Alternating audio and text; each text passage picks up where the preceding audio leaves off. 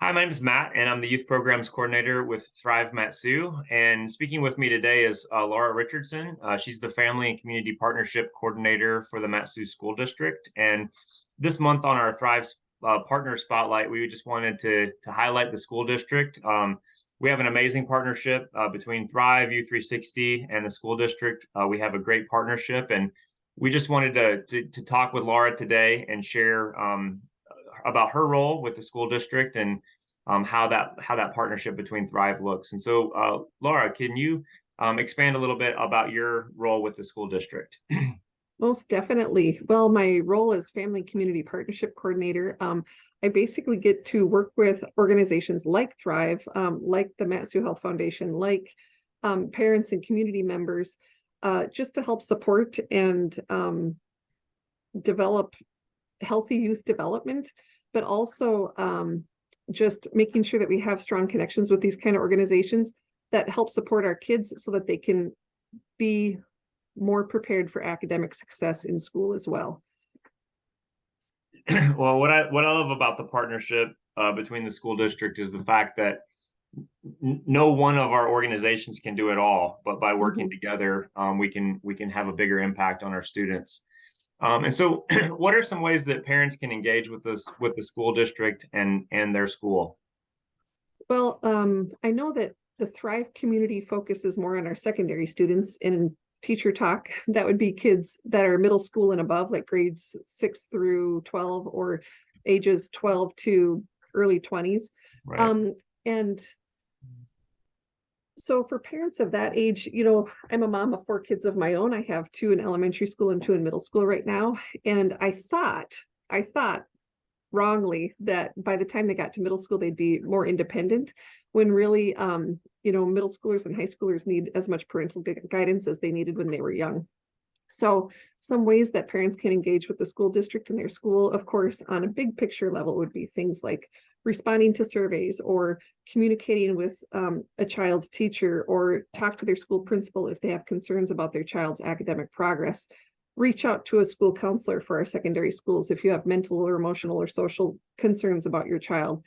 Those kind of contacts with people that are working with your kids is really, really valuable. On a more organic day-to-day basis, though, one of the best ways that parents can engage with the district and their school is just making sure that their kids have what they need to grow and learn in healthy ways. So, for example, in elementary school, a lot of teachers will have reading challenges for kids. Read with your kid 20 minutes a night. Make sure your child does read 20 minutes every night. That need to read doesn't lessen or go away in middle and high school.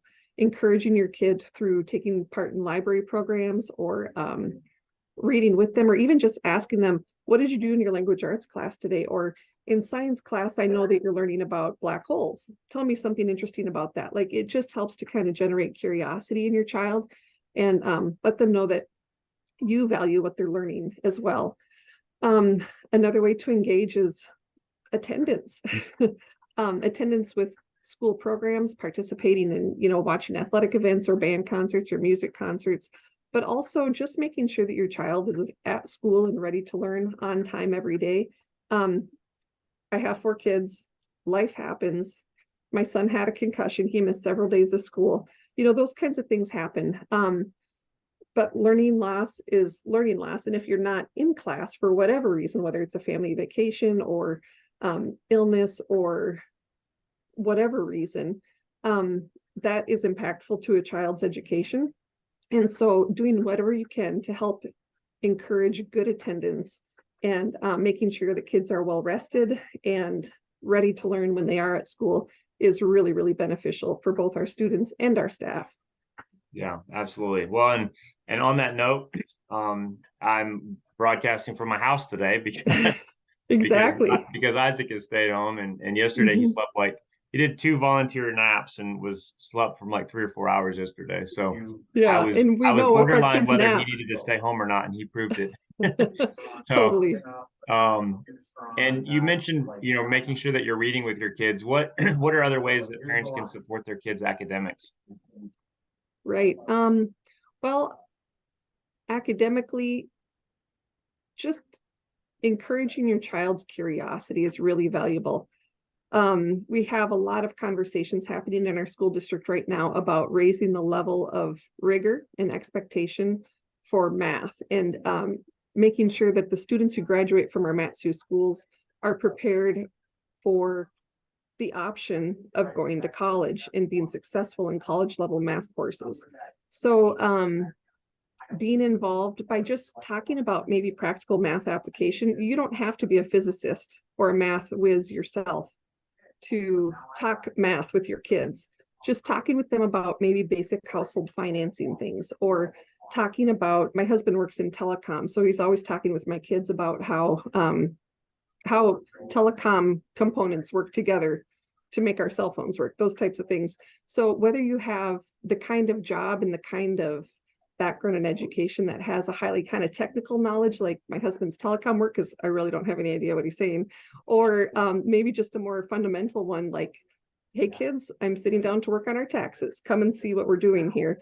Those kinds of conversations, sparking curiosity, teaching your kids those life skills, that helps lay the foundation for the application of what they're learning in school.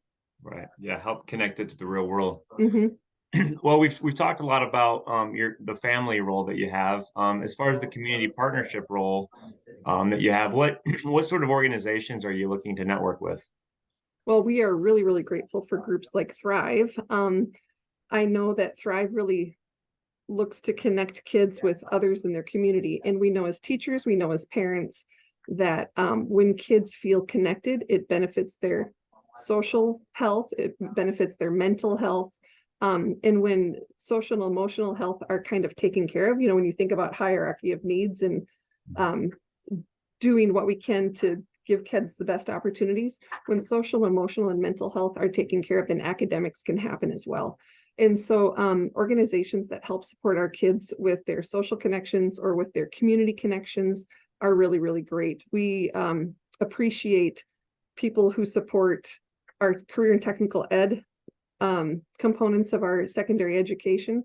We have a ton of community partners with different organizations in the Valley, like Alaska Workforce Development is putting an employer fair together that our kids will be able to participate in. There's just so much in our community that does support our kids. Being able to highlight and share those through our school district audience is really, really beneficial. Well, I'll put your contact info in the description of this video, and then also on our newsletter. So if anybody wants to reach out to network with you, they can do that. And as you mentioned, the partnership that the district has with Thrive, we're very grateful for the district allowing us to use the school buildings to host our monthly events. We're grateful for the custodians that help us out with those events, keeping the buildings clean. And so why would you say these events like that are important to our community? I think that the kind of events that Thrive and that our partner organizations provide, none of us can do this job alone. It really does, that term we've all overused probably, it really does Right. take a village to raise a child, right? And some of the things that I like about the Thrive events is there's something for everybody, whether you're artistic or whether you enjoy music or whether you enjoy exploring deeper kind of science and engineering type things. Our community organizations really do a great job of opening up those opportunities for kids. My own middle school daughter has been to some of the painting events that Thrive has hosted and has come home just really excited. And it's nice as a mom too, to be able to send your kids to a community event.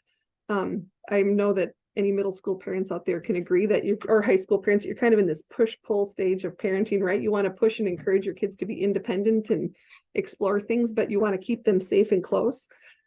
So I appreciate that I can let them participate in these kind of things with our community partners and know that they will be safe and that they'll be surrounded with people with good intentions that are giving them a chance to explore some of their own interests and develop curiosity around these different things. So it really is a win-win for both our Mat-Su Borough School District as an organization, but also for our kids in the community and for our community partners that are working with us. Well, again, I appreciate that. And I just would like to encourage all of our listeners, like if you could just reach out to your school teachers, principals, even the district office, and just communicate what you appreciate about the district and about your school.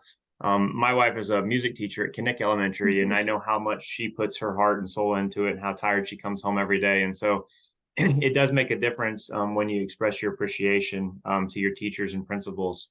Laura, is there anything else that you'd like to add today? Oh gosh. I was just thinking about how parenting is such a long game. So um, I moved to Alaska to be a teacher, and I taught for several years. I worked as an administrator at one of our middle schools for several years. And then I was home full time with my kids for 9 years and just returned to teaching into the school district as an employer, just like this is my 5th year back. And I keep thinking about how parenting and raising our kids and developing them into the kind of thoughtful, kind, you know, contributing citizens that we want them to be is a long game. You think the toddler years are hard, teaching them, encouraging them with boundaries and setting boundaries.